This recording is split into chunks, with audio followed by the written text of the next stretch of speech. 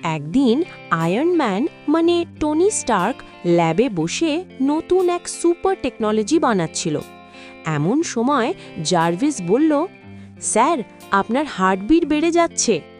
Tony হেসে বলল, চিন্তা করো না জার্ভিস, আজ বিরিয়ানি খেয়েছি।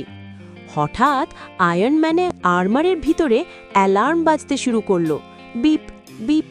জার্ভিস জানালো, স্যার, আর্মারের পাওয়ার কমে যাচ্ছে। টনি অবাক হয়ে বলল, কি, এত শক্তিশালী আর্ক রিঅ্যাক্টর আর হার মানল বিরিয়ানির কাছে? ঠিক তখনই এক ভিলেন শহরে হামলা চালালো।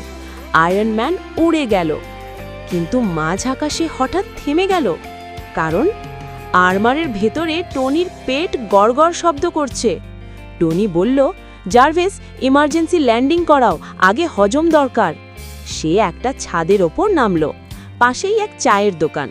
চাওয়ালা অবাক হয়ে বলল, দাদা, চা নেবেন? আয়রন ম্যান বলল, 1 কাপ আদা চা। সুপারহিরো ডিসকাউন্ট আছে তো? চা খাওয়ার পর টনি আবার উড়ে গেল, ভিলেনকে ধরল আর বলল, আজকের লড়াইটা জিতেছি চায়ের জোরে। শিক্ষা, সুপারহিরো হলেও হজম ঠিক না থাকলে বিপদ।